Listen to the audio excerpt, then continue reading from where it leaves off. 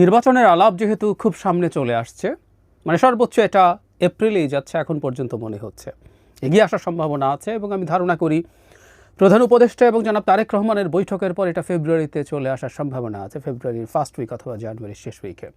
নির্বাচন যখন এগিয়ে আসছে একটা খুব গুরুত্বপূর্ণ প্রশ্নের একটু সুরাহা হওয়া দরকার।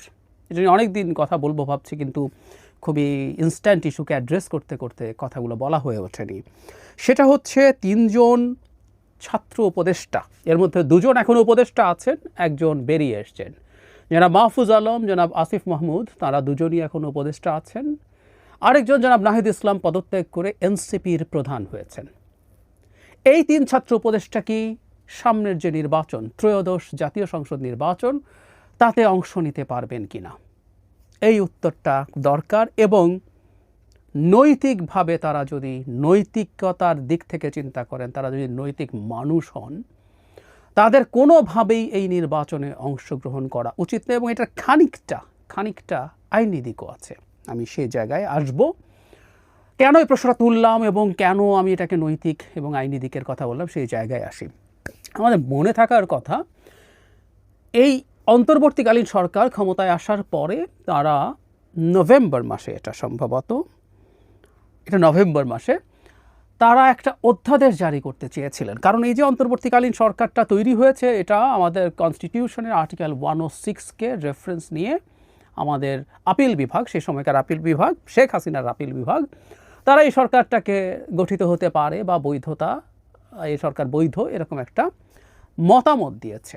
এটা আপিল বিভাগের একটা মতামত দেওয়ার এখতিয়ার, যেটার ভিত্তিতে রাষ্ট্রপতি এই সরকারটা তৈরি করেছেন গেল।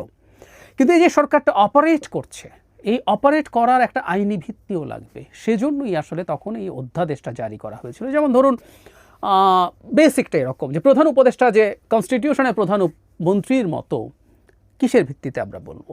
অন্য উপদেষ্টারা যে মন্ত্রীর মতো, কিসের ভিত্তিতে বলবো? প্রধান উপদেষ্টার কী কী ক্ষমতা আছে, উপদেষ্টা কারা হতে পারবে, কতজন নেওয়া যেতে পারে, এই যাবতীয় ইস্যুগুলো। কারণ কনস্টিটিউশন প্রধানমন্ত্রীর কথা বলছে, কনস্টিটিউশন মন্ত্রীদের কথা বলছে। সেই মন্ত্রী কারা হবেন, কিভাবে তৈরি হবেন, কিভাবে তাদেরকে সিলেক্ট করতে হবে, সেগুলো সব মন্ত্রীকে নিয়ে বলা আছে। কিন্তু কোনো একটা বিষয় থাকতে হবে, কোনো একটা আইন থাকতে হবে যেটা বলবে আসলে এরাই ইকুইভ্যালেন্ট টু দ্যাট। এটাই সেই অধ্যাদেশটা। এখন তার আইন তৈরি করা সম্ভব না, কারণ পার্লামেন্ট নেই, ফলে একটা অধ্যাদেশ জারি করার জন্য সম্পূর্ণ অধ্যাদেশ তৈরি হয়ে গিয়েছিল। এবং সবচেয়ে জরুরি কথা, এই কথাটা মনে রাখুন সবাই, আমরা ওই 3 ছাত্র উপদেষ্টার আলোচনা যখন আসব সেখানে আসব, এটা উপদেষ্টা পরিষদে পাশও হয়েছিল, কিন্তু এটা গেজেট নোটিফিকেশন হয়নি। অর্থাৎ এটা শেষ পর্যন্ত অধ্যাদেশ হওয়ার জন্য রাষ্ট্রপতির সিগনেচার লাগবে এবং সেটা গেজেট করে দিতে হবে। আমি সোফার যদ্দূর দেখেছি এটা হয়নি। এখন প্রশ্ন আমি এটাও করি, এইটা কেন এখনও অধ্যাদেশ হয়নি? এবং সেটা যদি না হয়ে থাকে, আমি তো টেকনিক্যালি দেখছি এই সরকারের বেশ কিছু জিনিস আদালতে চ্যালেঞ্জ করা যায়। ধরুন, একজন উপদেষ্টা যিনি মন্ত্রীর যে সুযোগ সুবিধা ভোগ করছেন, সেই সুযোগ সুবিধা কেন উনি ভোগ করছেন, এটা কিন্তু কেস করা যায়। কারণ খুব স্বাভাবিকভাবেই এই যে উপদেষ্টা পরিষদ তৈরি হলো, তিনি যে মন্ত্রীর সুযোগ সুবিধা পাবেন, এটা কোথাও না কোথাও লেখা থাকতে হবে কোনো না কোনো আইনে। আগে আমাদের ত্রয়োদশ সংশোধনী যখন তত্ত্বাবধায়ক সরকার ছিল, তখন সেগুলো ছিল, কিন্তু এখন তো নেই। তাহলে এই জিনিসটা হয়নি কেন? আমি খুব অবাক হই। এবং এই দৃষ্টিকোণ থেকে এই সরকারের বেশ কিছু জিনিস, এই সরকার বৈধ, কেউ কেউ এটাকে অবৈধ সরকার বলেন, এটা বৈধ সরকার, কারণ এরকম একটা সরকার তৈরি হতে পারে বলে আপিল বিভাগের মতামত আছে, ডিবেট আছে। মতামত তো রায় না, তাই এটা বৈধ হবে না। আমি ডিবেটে ঢুকছি না, আমি বৈধ ধরে নিচ্ছি। কিন্তু এই সরকারের বহু জিনিস আছে যেগুলো লিগালি চ্যালেঞ্জড হতে পারে। শুধু তাই না, জরুরি অবস্থা, এখানেও এটা আছে। জরুরি অবস্থা জারি আমরা দেখেছি, কেউ কেউ একসময় রাষ্ট্রপতির হাতে জরুরি অবস্থা আছে, চুপ জরুরি অবস্থা জারি করে দিবেন। ওয়াকরুজ্জামান আছে, 2 জন হলো ইন্ডিয়ার লোক, হাসিনার লোক, তারা করে দেবে, এসব ফালতু কথাবার্তা অনেককে বলতে শুনেছি। তখন এটা নিয়ে ভিডিও করে আমি কনস্টিটিউশন ধরে দেখিয়েছিলাম আসলে জরুরি অবস্থা আদতে প্রাইম মিনিস্টারের হাতে। কারণ প্রাইম মিনিস্টারের প্রতি স্বাক্ষর ছাড়া কখনোই জরুরি অবস্থা জারি করা যাবে না। আর এই যে অধ্যাদেশ আছে সেখানে ওই জিনিসটা ক্ল্যারিফাই করা আছে, ওখানে প্রাইম মিনিস্টারের জায়গায় প্রধান উপদেষ্টার প্রতি স্বাক্ষর লাগবে। এরকম সব বিস্তারিত মানে উপদেষ্টা কারা হবেন, উপদেষ্টার যে যোগ্যতা, ধরুন মন্ত্রী হওয়ার যা যোগ্যতা সেটাই যদি থাকতে হয়, সেটাও লিখিত থাকতে হবে। এবং আমি এই অধ্যাদেশটার একটা অংশ আপনাদের দেখিয়েছিলাম জনাব খলিলের ক্ষেত্রে। তিনি যে উপদেষ্টা হয়েছেন, আমি দেখিয়েছি যে এই অধ্যাদেশে ঠিক আমাদের কনস্টিটিউশনে যা আছে, আমাদের কনস্টিটিউশনে আছে হলো মন্ত্রী সংসদ সদস্যদের মধ্যে থেকে হতে হবে এবং সংসদ সদস্য হওয়ার যা যা যোগ্যতা তার লাগবে। এর মধ্যে দ্বৈত নাগরিকত্ব মানে একক তো প্রশ্নই আসে না, দ্বৈত নাগরিকত্ব থাকলেও তিনি সংসদ সদস্য হতে পারেন না। 10% টেকনোক্র্যাট মন্ত্রী নেওয়া যায়, সেই ক্ষেত্রেও তাদের সংসদ সদস্য না হলেও চলবে, কিন্তু সংসদ সদস্য হওয়ার যা যা যোগ্যতা দরকার সেগুলো তার থাকতে হবে। তার মানে হচ্ছে এই কোনোভাবেই, আমি আবারও বলছি, কোনোভাবেই বাংলাদেশের হিসাবে কোনো মন্ত্রী দ্বৈত নাগরিকত্ব নিয়ে হতে পারবেন না। ইনফ্যাক্ট উপদেষ্টাদের ক্ষেত্রেও ঠিক এই কথাটাই অধ্যাদেশে লেখা ছিল। কেউ কেউ বলবেন এটা অধ্যাদেশ হয়নি, এটা পাস হয়েছে। এবার যে জায়গাটায় আসছিলাম, অনেক কিছু আছে, তাদের দায় মুক্তি দেওয়া আছে তারা যেহেতু কাজ করছেন। যদি এসব নিয়ে প্রশ্ন আছে, প্রশ্ন হচ্ছে অধ্যাদেশ কিন্তু দিনের শেষে পরবর্তী সংসদে এটাকে আইনে পরিণত করতে হবে, না হলে অধ্যাদেশ আসলে এফেক্টিভ থাকবে না। এটা খুবই জরুরি ব্যাপার। সো অধ্যাদেশ দিয়ে for the time being next পার্লামেন্টের আগ পর্যন্ত কাজ চলবে এবং কোনো লিগ্যাল চ্যালেঞ্জ হলে সেটাকে সে ডিফেন্ড করতে পারবে, ফেস করতে পারবে, কিন্তু সেটা পরবর্তীতেও আইনে পরিণত হওয়ার প্রশ্ন আছে। সুতরাং এই ব্যাপারগুলো অবশ্যই সবাইকে মাথায় রাখতে হবে। ভবিষ্যৎ সরকারের সাথে মানে বর্তমানে যারা আছেন তাদের ইন্টারাকশন কেমন হবে, তাদের মিথস্ক্রিয়া কেমন হবে সেগুলো। আচ্ছা, এবার যে জায়গাটায় আসছি, এখানে একটা সাবহেডিং আমি বিবিসি বাংলায় দেখছি, উপদেষ্টা হতে পারবেন না যারা, এখানে মানে মোটামুটি আমাদের মন্ত্রীদের যা যা নিয়ম সেটাই আছে।